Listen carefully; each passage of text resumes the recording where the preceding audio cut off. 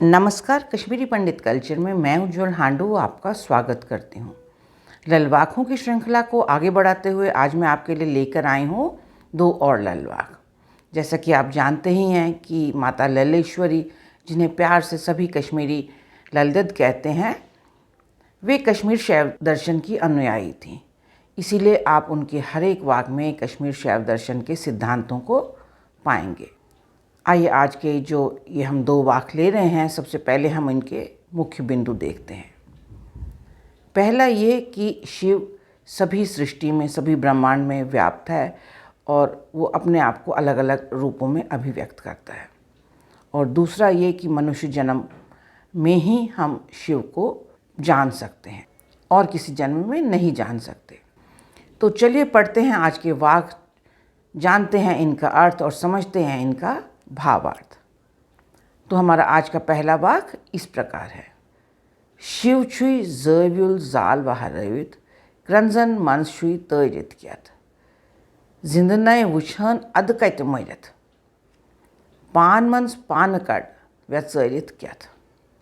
इसका शाब्दिक अर्थ अगर देखें तो वो इस प्रकार है कि शिव एक बारीक जाल बिछा हुआ है, शरीरों में रच बस गया है। जीते जी नहीं देखा तो मरकर कहाँ, स्वयं में से स्वयं उसे ढूंढो विचार कर, चिंतन करके। आइए अब हम इसका भावार्थ जानते हैं। इस वाक्य की पहली पंक्ति है शिव छुई ज़व्युल ज़ाल वहरवित।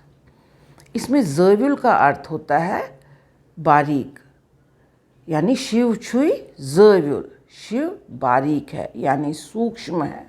जो मोटी चीज़ है उसको देखना हमारी इंद्रियों के बस में है, हमारी बुद्धि उसे समझ सकती है, लेकिन जो बारीक चीज़ है या सूक्ष्म चीज़ है वो हमारी बुद्धि या इंद्रियों के बस की बात नहीं है। इसीलिए माता ललेश्वरी कहती हैं कि जो शिव है ये एक ऐसी पराशक्ति है जो कि समझना बहुत ही कठिन है, साधारण मनुष्य के बुद्धि से परे है उसे समझना, वो उसके बस की बात नहीं है। आगे वो बोलती है ज़ाल वहरवित, यानी जाल हुआ, ये सृष्टि को वे जाल कह रही हैं, जिसे कि माया जाल भी कहते हैं। और वहरवित का अर्थ हुआ कि फैलाया हुआ है, ये विस्तृत है। ये जो सृष्टि बनी है हमारे ब्रह्मांड में ये बहुत विस्तृत है। तो इसका मतलब पहली पंक्ति का अर्थ हुआ कि शिव जो है वो सूक्ष्म है, उसे समझना हमारी बुद्धि से परे है। और हमारी जो इस ब्रह्मांड में हमें जो सारी सृष्टि दिखाई दे रही है, जड़ चेतन जैसी भी है, वो सभी, उसका जो जितना भी विस्तार है वो सभी शिव है। वाक्य की दूसरी पंक्ति में वे कहती हैं क्रंजन मनसुई तयरित क्यात। इसमें क्रंजन का अर्थ होता है अस्थिपिंजर, यानी कि ये शरीर, और तयरित का अर्थ होता है पिरोया हुआ। तो क्रंजन मनसुई तयरित क्यात का मतलब है कि जो स्थूल शरीर है उसके अंदर जो सूक्ष्म तत्व है, जिसे कि हम आत्मा कहते हैं, वो पिरोया गया है इस शरीर में, इन हड्डियों में, वही शिव है। वाक्य की तीसरी पंक्ति में वे कहती हैं जिंदनय वुछन अदकैत मैरित। इसका मतलब कि जीवित रहते हुए ही हम उसे शिव को जान सकते हैं। लेकिन यहाँ पर यह भी आवश्यक है जानना कि जीवित रहते हुए तो जान सकते हैं, लेकिन उसके लिए हमें अपने इंद्रियों को काबू में रखना है, अपने अंदर सतोगुण तत्वों को बढ़ाना है। तो इसलिए जो साधक ये करने में सक्षम होता है उसको हम जागृत कहते हैं। तो ललदद उसी को, जागृत व्यक्तित्व को ही बोल रहे हैं जिंद।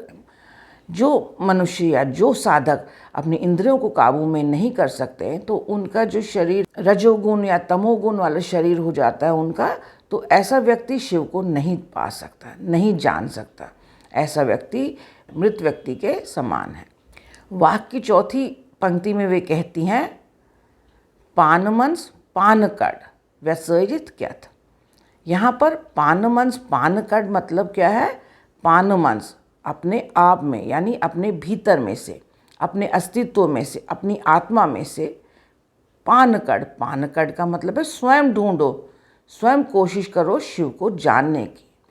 और वो कैसे जान पाएंगे? व्यचरित क्यात, यानी विचार करके, चिंतन करके, उसको ज्ञान को अर्जित करके।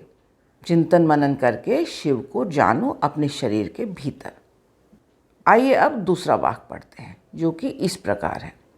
गगन सुई भूतल सुई, सुई द्यन पवंत रात, अर्घ चंदोन पोष पोइन सुई, सुई सकल्त लागजे क्या। इसका शाब्दिक अर्थ इस प्रकार है। गगन तू ही, पृथ्वी तू ही दिन पवन और रात, अर्घ चंदन फूल जल भी तू ही, जब तू ही सब कुछ तो तुम्हें अर्पण क्या करूं। आइए अब जानते हैं इसका भावार्थ। कश्मीर शैव दर्शन के अनुसार शिव सृष्टि के कण कण में व्याप्त हैं। इस ब्रह्मांड की जो भी जड़ और चेतन सृष्टि का सृजन हुआ है वो शिव तत्व से ही हुआ है। यानी शिव और सृष्टि अलग अलग दो चीज़ नहीं, एक ही है। यही है कश्मीर का अद्वैत शैव दर्शन। ललित एक शैव योगिनी थी। वह जानती थी कि शिव और सृष्टि दो अलग चीज़ें नहीं हैं। इसीलिए वाक्य की पहली दो पंक्तियों में वे कहती हैं, गगन सुई भूतल सुई, सुई ध्यान पवंत रात। यानी तू ही गगन, तू ही पृथ्वी, तू ही दिन, तू ही पवन और तू ही रात। यानी ये सारी सृष्टि जो हमें दिखाई देती है वे सब शिव ही है।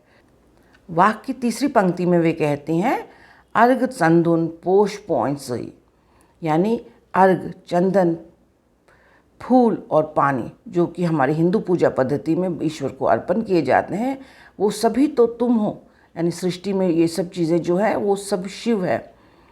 और चौथी पंक्ति में वे कहती है, सुई सकल्त लागजे क्या। यानी जब सकल सृष्टि तुम ही हो तो मैं तुमको क्या अर्पण करूं। तो ये थे मेरे आज के वाक्य। आशा करती हूँ आपको पसंद आए होंगे। आप इसे लाइक, शेयर और कमेंट कीजिए और मेरे सभी वीडियोस को सबसे पहले देखने के लिए मेरे चैनल को सब्सक्राइब करें और बेल आइकन दबाना ना भूलें। एक नए वीडियो के साथ जल्दी ही आपसे दोबारा मिलती हूँ। तब तक के लिए नमस्कार।